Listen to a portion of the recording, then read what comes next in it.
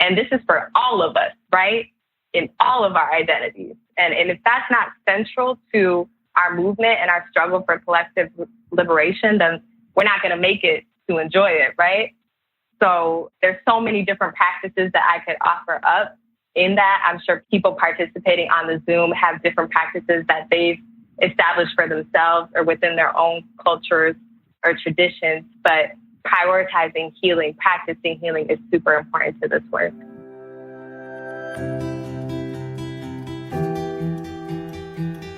Welcome to the Health Pilots podcast, presented by the Center for Care Innovations. This podcast is about strengthening the health and well-being of historically underinvested communities. Every episode offers new ideas and practical advice that you can apply today.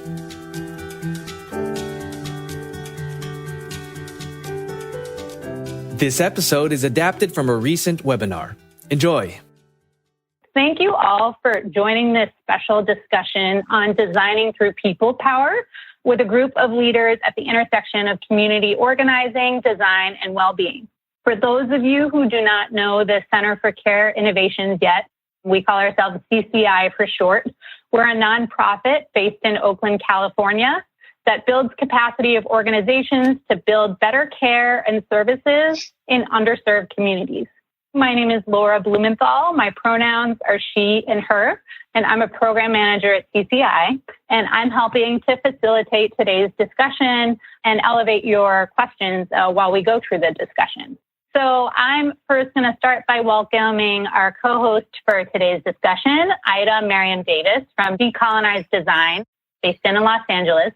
And Ida is a longtime organizer and designer and has been a partner to CCI for some time. Her work spans community and labor organizing, campaign management, leadership development, applied design thinking, and policy consulting. And if you already follow CCI and get our newsletter, you may have seen a recent session that she did with us called Innovating in a Crisis. And if you do like this session, you'll be able to catch more of her work in the coming weeks.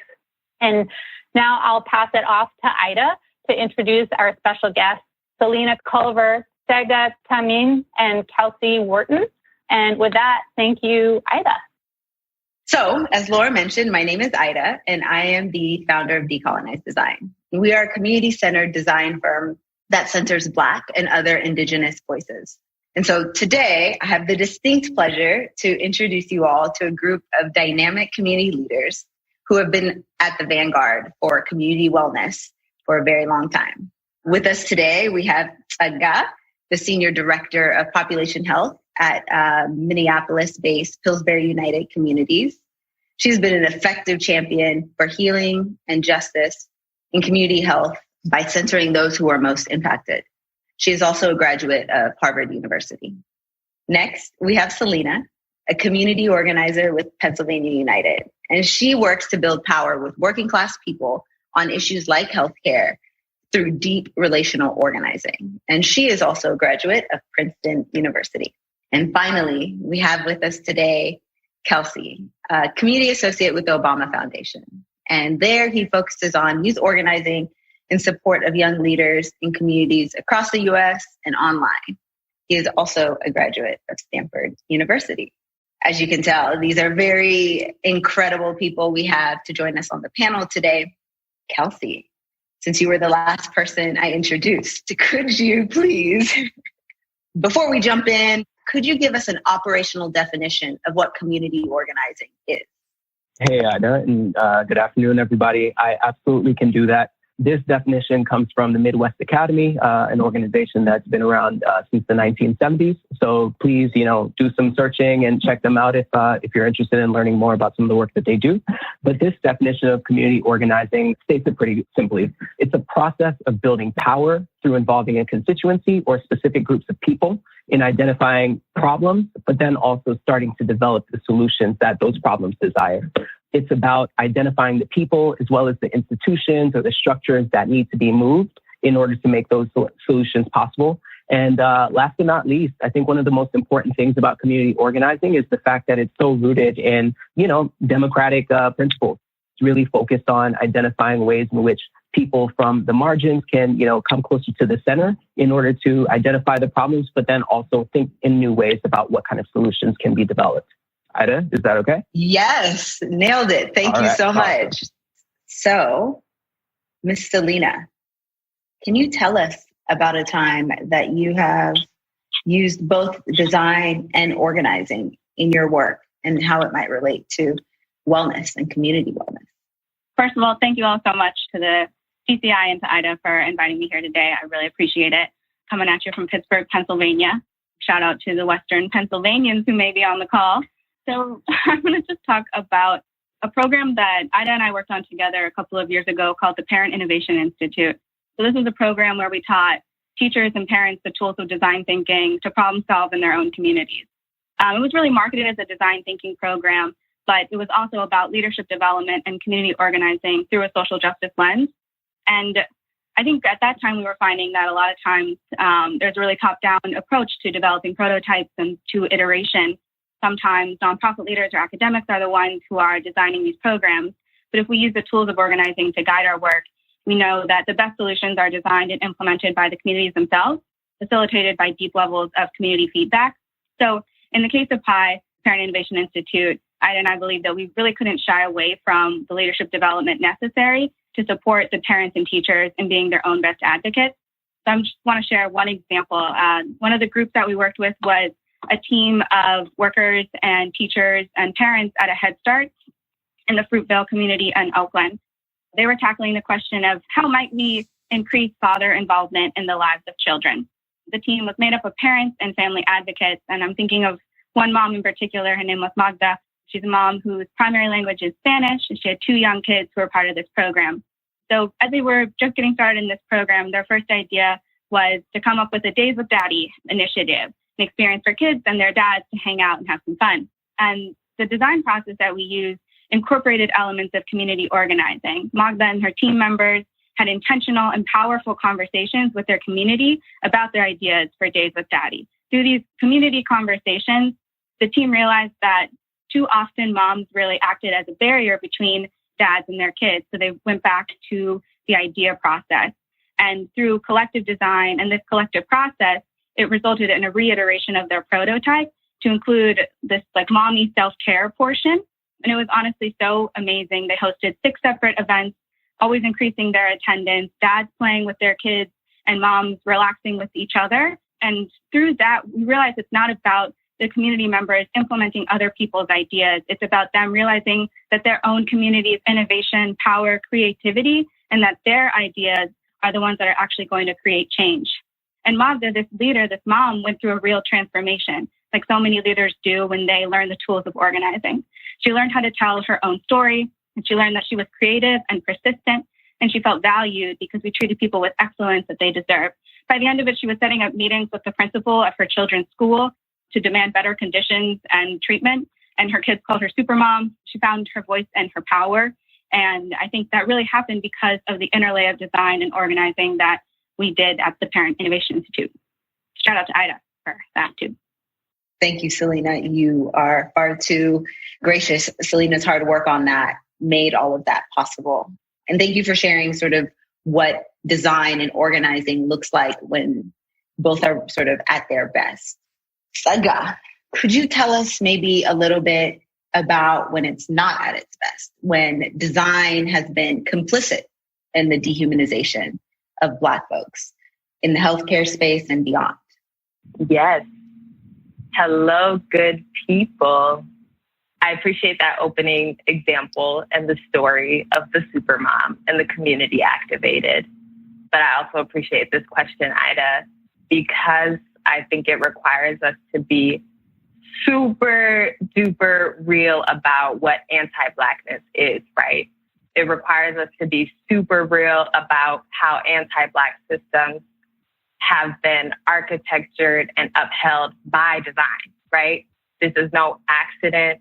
This is no moral departure of a few named people in history.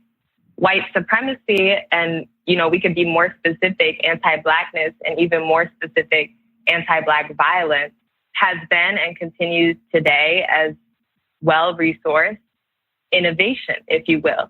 right? Calculated toward and dependent upon the dehumanization of Black people. And I know this to be true in my embodied experience as a Black woman in this country from the age of 1.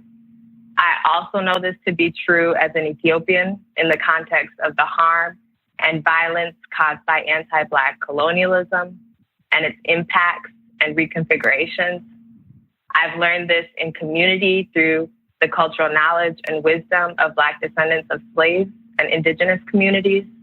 And as a public health advocate and practitioner, I'm deeply grounded by the work of a brilliant Black woman and journalist named Harriet Washington, who authored a book called Medical Apartheid. And in this book, she tells the story of medical innovation rooted in violent, non-consenting experiments on Black slaves and their descendants. And to me, what's powerful about this work is the through line across history, how creative, how innovative, how embedded in the design of medicine was and is the dehumanization of Black people, right? And today, race is built into algorithms that are standardly used for diagnosis, digital calculators that support teams in clinical decision-making for treatments and specialist referrals. And countless scholars and activists have done work and are doing the work to critically analyze these tools. I want to call out student-led work by the Institute for Healing and Justice in Medicine that's based in the Bay Area, who recently authored a report called Towards the Abolition of Biological Race in Medicine that has really moved me, and I hope would move others, especially those of us in public health and medicine. But this is true of all systems, right? I'm speaking directly to my peers in healthcare and public health, but I know we have folks here across sectors from different backgrounds, and I hope we can all ask ourselves, how do we redesign or reimagine systems that heal, not harm? How do we censor and lift up the creativity of communities most impacted in doing so? In Selena's example, and in Kelsey's wonderful definition of what community organizing should look like in censoring, investing in, and actually resourcing communities most impacted who hold the solutions. Because that's how I envision we really, at the end of the day, uproot anti-Black design across systems, right? And I'm starting here with healthcare and public health, and also inviting others across sectors in their own spheres of influence to continue doing that work as well. So, Kelsey, from your vantage point, how would you characterize the similarities between design and organizing? Is there any overlap? Yeah, absolutely. Thank you for the question, Ida. So we all know kind of the design thinking process is rooted in empathy, defining your problem, ideating, prototyping, and testing. I would say in a lot of ways, this sort of process of being user-centered and really kind of having conversations with the people that you're ultimately designing for is a one-on-one sort of translation to community organizing.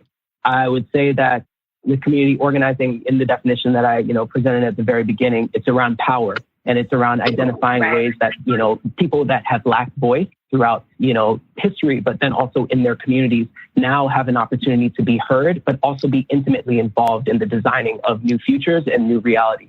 So I would say in a lot of ways, the 5 steps very much so align, but there's a demand with community organizing that focuses on ensuring that these relationships are not just, had for an hour or a few forums or a few community meetings, but rather there is a deep relationship that is continued and sustained over a long period of time. The beauty of community organizing is in getting to know the person that is typically overlooked, getting to know the people that don't often get a seat at the table, and making sure that, they can raise their hand, they can use their voice to participate in what that redesign looks like going forward. In a lot of ways, I think design thinking tries to build a space and a table for folks to be able to kind of get their hands dirty. I think community organizing would not be what it is if people were not able to kind of continue that work over a longer period of time.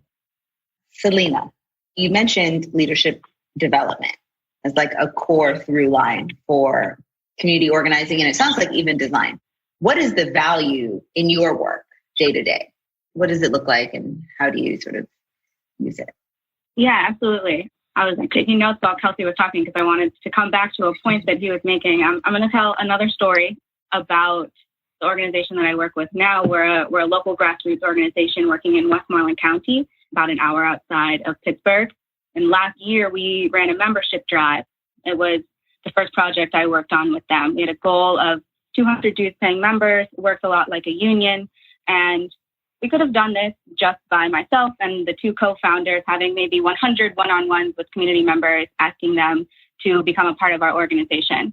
But instead, we invested the time and training into developing the leaders of the organization. So they ended up taking on these one-on-ones, taking on these tasks, doing this kind of hard, uncomfortable thing of asking people for money, because they didn't only believe in the vision, but they had a stake in the vision of the organization.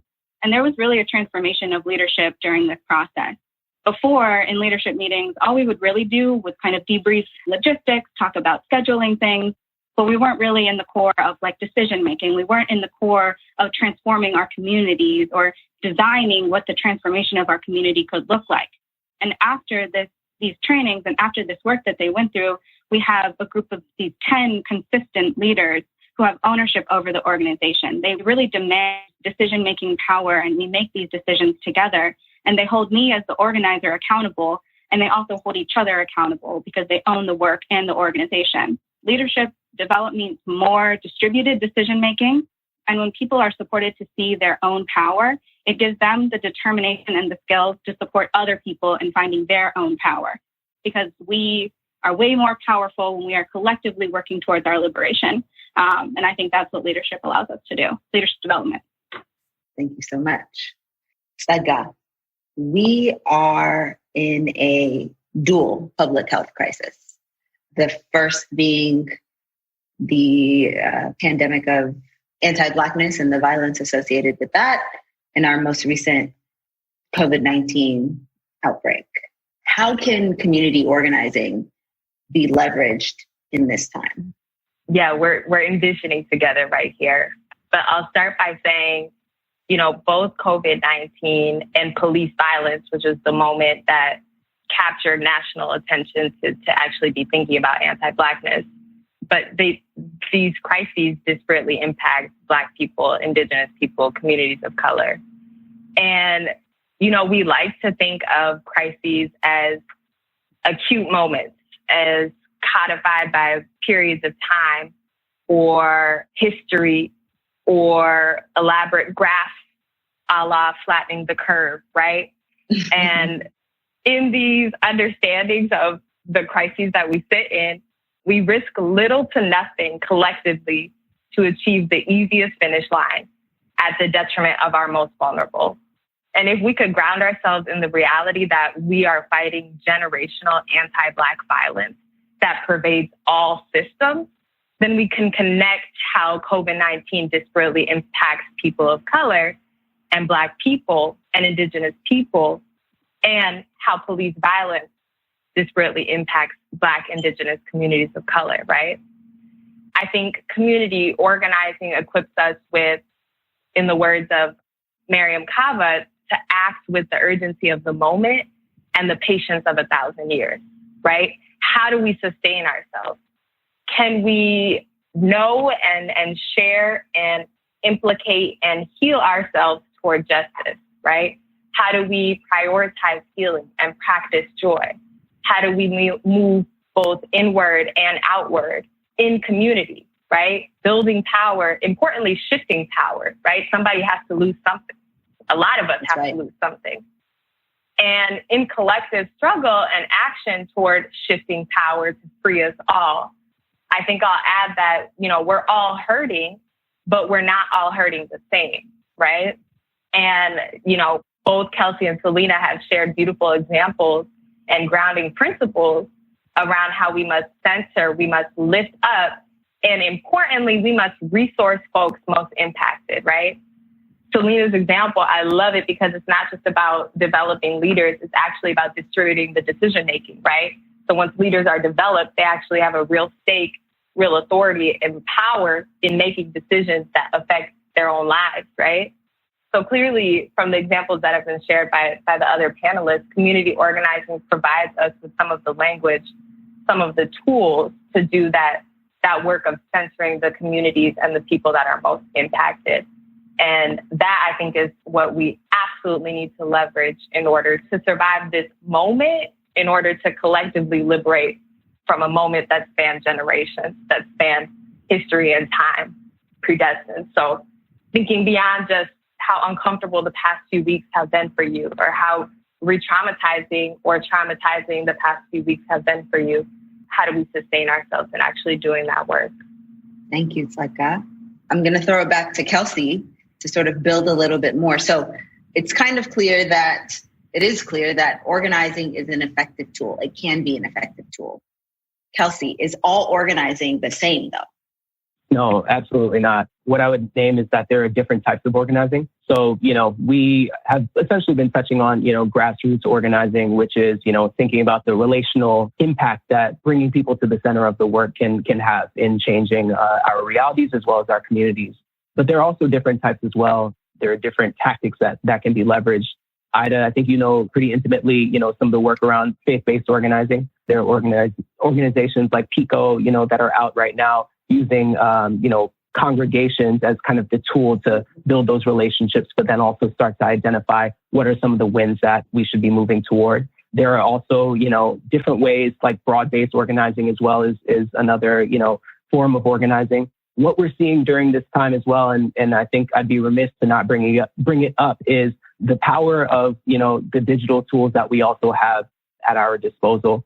I think, when you say grassroots, you always think that, it has to be a face-to-face interaction. But I think a lot of what we're seeing, today and honestly for a decade plus now is, the emergence of these digital tools that allow for us to do the work with depth, but then also with scale.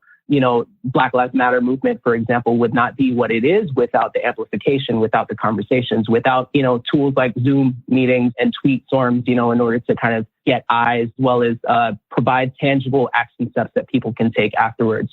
So I think there are different types of organizing that, we can think about, and there are different tools that we can start to integrate into our own practices, regardless of what space we're in.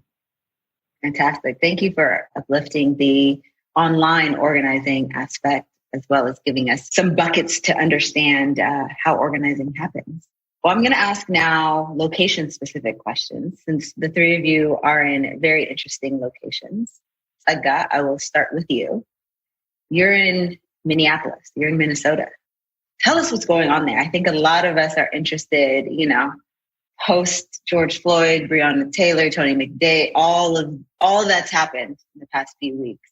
How has that impacted your work? What are you seeing? How are you doing? Feel free to share.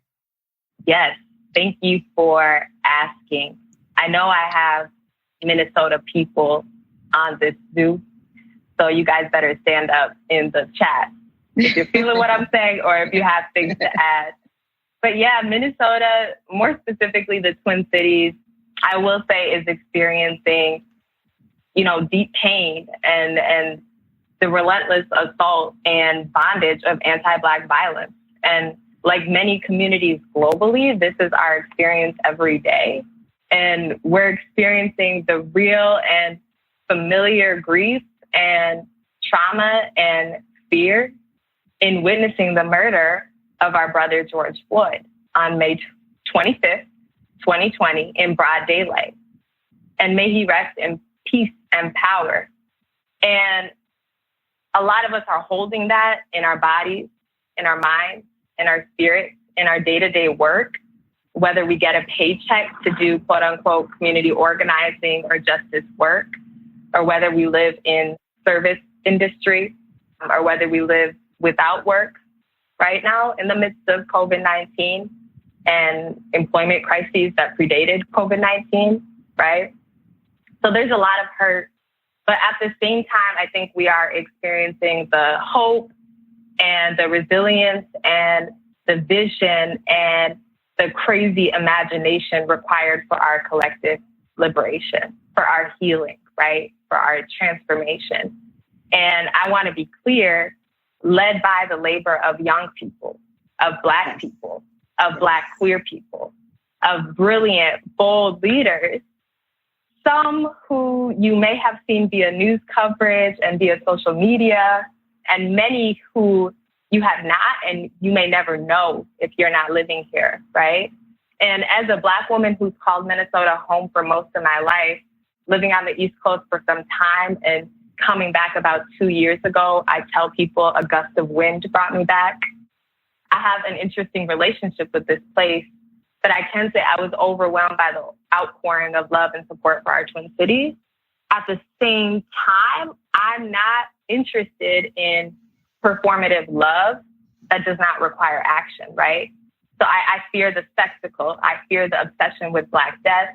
And I encourage and challenge us all to move locally, to move interpersonally, to move inwardly in our own spheres of influence, in active, in daily resistance to the anti-Black violence that conspired in this murder, right? And if we're outraged, if we are practicing empathy in this moment, we have to be called to action. And this violence, I know there's a lot of important and necessary conversation around abolition of police and prison systems, but we can deepen and widen that conversation to engage abolition of anti-Black violence that pervades all systems, right? Beyond policing and prison. In healthcare, we're out here, right? In education, we're on the line. In economic development, systems that shape our lives and that harm Black people every day, right? Not just when it becomes the hashtag. And these are systems that we sit in and that we have the capacity, if the courage, to transform. So I won't share any Minnesota organizations for you guys to support, not even my own. There are hundreds of organizations and there are thousands of individuals without the institutional backing of a nonprofit, right? Who are doing the work every day here in the Twin Cities and globally. And so my call to action would be listen to those leaders, trust those leaders, invest in those leaders, and learn your unique role in this struggle. I'm so grateful to be here. Like I said, there are Minnesota people out here. So I want to see you in the chat. And I hope I've communicated in a way that honors and holds you all in love and light. But thank you for asking, Ida. I appreciate the time to reflect. Thank you so much for sharing with all of us. I know I speak for most of us on the call. We just appreciate your work and passion and energy. So thank you. Kelsey, you're in DC. Could you tell us a little bit about what's going on there and the youth and sort of community leaders you work with regularly around wellness and in, addressing this dual pandemic, this moment? Absolutely. So through the organization that I work with, we do a whole lot of work focused on young people's voice, but then also providing kind of the skills and the resources necessary in order to have the tools necessary to kind of go deep in their communities. One thing that I see time and time again is the fact that health and wellness does not feel like something that they have to engage in only if they have a degree, only if they have a position within their community. Young folks, you can see it on the internet, but in conversations with folks day in and day out, are deeply rooted in understanding themselves, but then also how to start to dismantle and sort of strip away some of the past trauma that, we have come from. I've been so excited by just kind of that commitment that I see time and time again with a lot of the folks that I have these conversations with to, uplift the point that Sega just made around the fact that it's not just a singular issue. Health and wellness shows up in all of the systems that we navigate. Health and wellness shows up in the ways in which we, communicate with each other on an individualized way. But then also, what are the things that we accept and choose to overlook versus the things that we choose to push back on and build power to change? So there's a wide range. In terms of, some of the work that's been happening locally in DC, I've been encouraged by, the fact that, the conversation around the movement for Black lives is not just about police brutality. It's actually uplifting the fact that, education matters. The digital divide is only, expanding during this moment. What does that mean for some of the young people that are, losing out on the educational outcomes that they need and that they deserve? Are we talking about the fact that, without school and without the resources, that schools provide for lunch during the days for a lot of kids, are they being fed? Are they being nourished? Are they being taken care of? I think this sort of holistic approach is one that I'm encouraged to see more and more kind of enter our conversations and our dialogue, but also I think needs to be at the core of any sort of organizing work, because you can try to change and reform and tinker with one system here, while, the 10 other systems that are wrapped around you continue to have very pernicious implications for people's futures. So I think it's important to kind of hold all of the contradictions and the difficulties of all of that in order to truly make change. Absolutely. Thank you, Kelsey. Thank you. This through line of the interconnectedness is so important. Selena, I'm going to throw it to you in terms of what's going on in Pennsylvania, what's going on with working families, sort of what kind of campaigns are happening from the grassroots level to sort of respond to these designed systems. Yeah, absolutely. I work for an organization that is all about building power for working class families. And I think when Kelsey was talking about is all organizing the same, I was thinking a lot about community organizing versus political organizing. And one thing that as an organization we take really seriously is that we're not tied to a political party. We care about holding leaders accountable on both sides of the aisle. And that's really core to the work that we do. And the issue that comes up for us in basically every campaign that we run, in almost every conversation we have, is healthcare, because poll after poll shows this is the issue that transcends political party lines. And we're doing this work right now in a way that we're trying really hard to be transformational and not transactional. And one of the tactics that we're using is deep canvassing and using a race-class narrative lens in our conversations with people. We're primarily white community. And so this is one of the ways that we are teaching ourselves how to have these conversations at a local level, while at the same time supporting the Black leaders, not only trying to not be performative, but supporting people through resources, right? Giving people money that they need to come up with the solutions to perform the solutions that they already have for their communities. And so those are kind of the ways that we are working on this crisis right now. I mean, it started with COVID, it started with this pandemic. We are having conversations with people about how this has just pulled back the curtain on the broken healthcare system that has been at play for centuries here in the United States. And people are really responding to that conversation and are being activated in this moment to come together and have these conversations in their community. Thank you, Selena. So I feel very lucky that you all are just answering all of my questions. I think it might be time to open it up. I see a lot of questions here in the group chat. We've gotten, I would say, tons of just affirmations and love for what our guests are sharing. I think that has just been a lot of what has been shared just really resonates with people who are joining. There were a couple questions. One is kind of gets to, Selena, what you were just talking about with deep canvassing. And this is from Wanjiku Ngare. And the question is, how do you as organizers and designers integrate the class angle into your work? I can talk about it a little bit. So one way that we incorporate it is through this race-class narrative.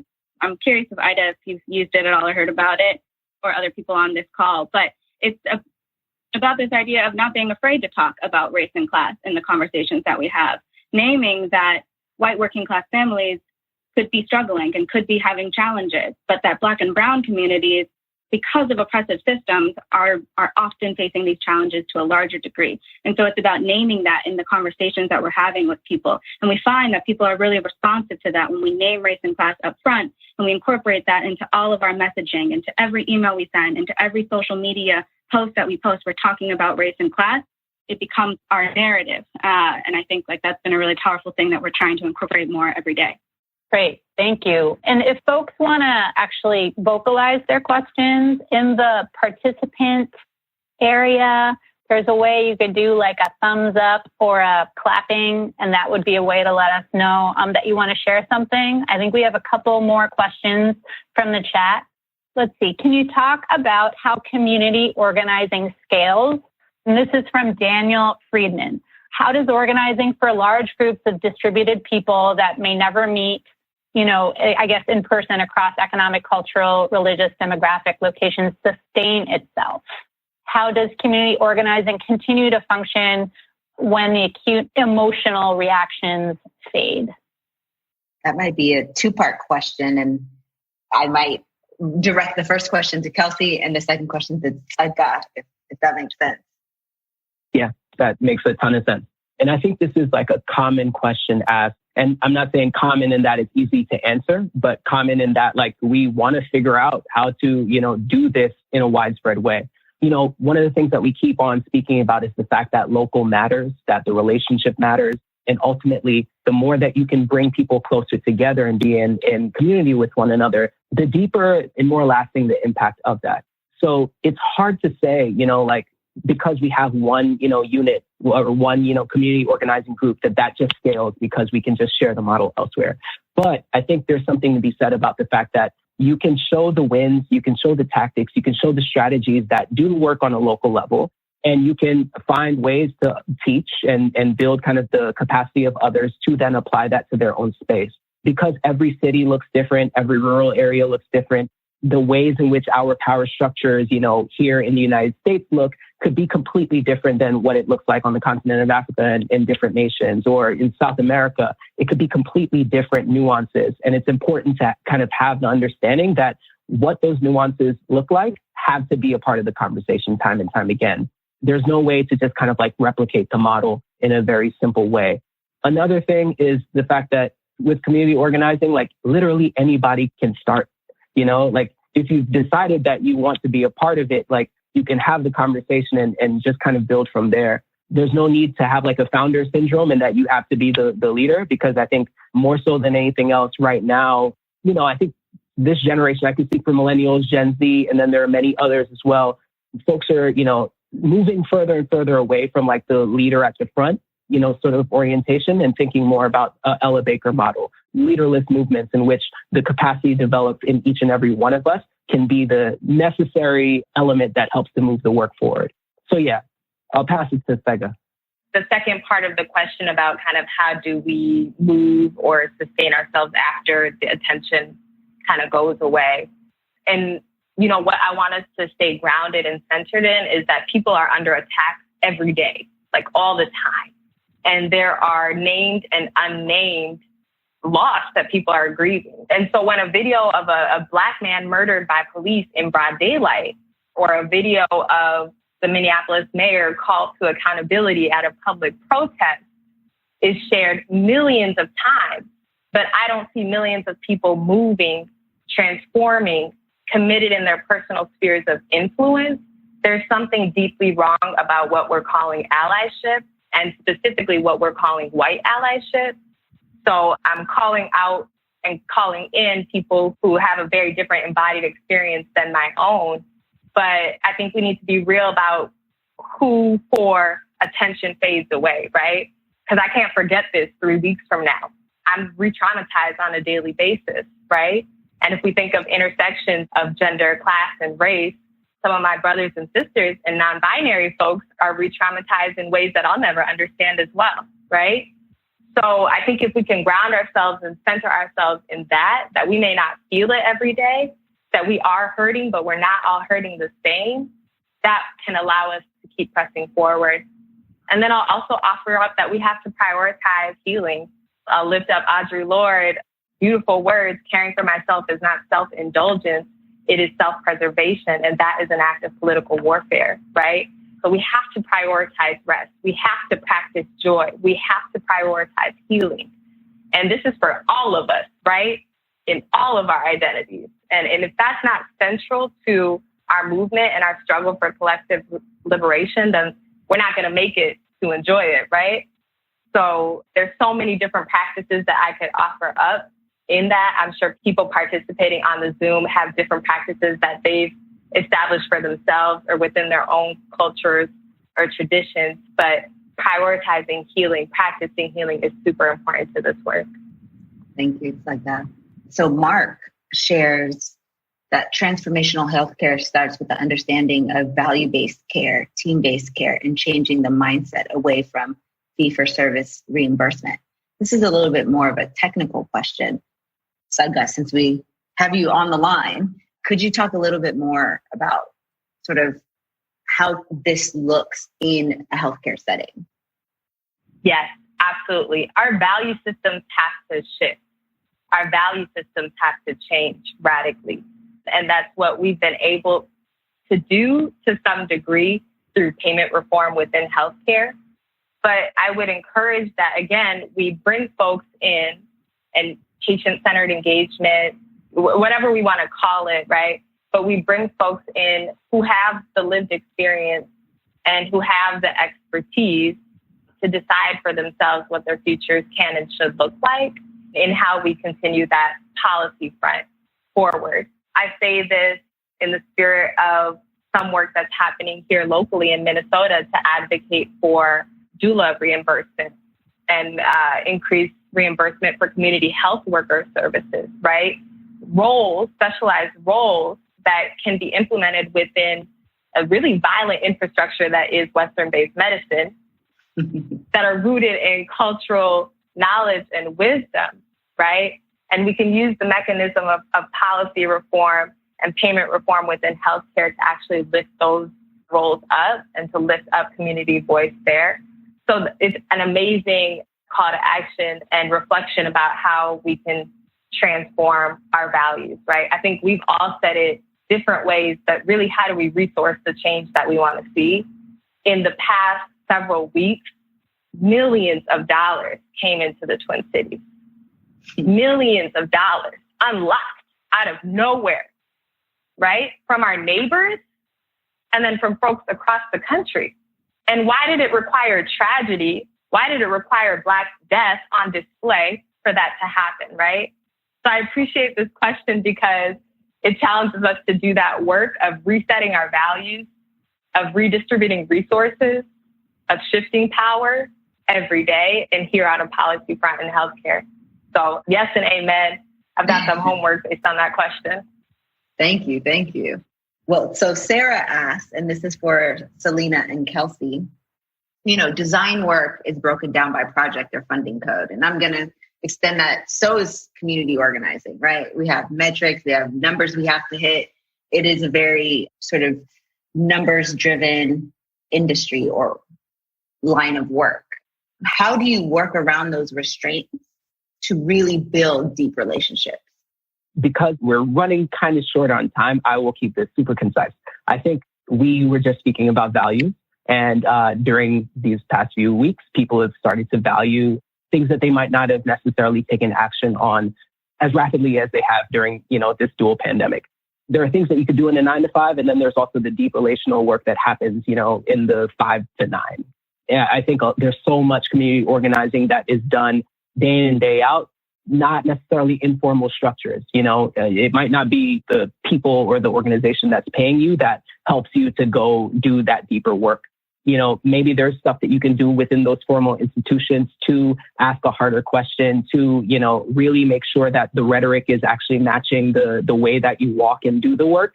But then also, I think there's a commitment that each and every one of us have to make, to kind of do the work outside to make sure that those relationships are deep, but then they're also actionable afterwards. And I think, there's a way to bridge the two. Selena, do you have anything? Yeah, I think all I would really add is in terms of values, like this idea that we're coming back to of investing in the local leadership that is doing the work in your community, and also talk about how building power is organizing money and organizing people. When people give money sometimes to our organizations, they say, I might not be able to give my time, but I am able to give my resources or my finances. And so I think having people who are able to organize money is really important as a way to kind of work around some of the more traditional funding structures that we find ourselves in. Thank you. Thank you. Laura, we're running close up on time, so I'm going to hand it off to you. But before I do, I just want to give my sincerest gratitude to Sadga, Selena, and Kelsey. And if folks could join me in a, virtual round of applause, or unvirtual, feel free to clap it up.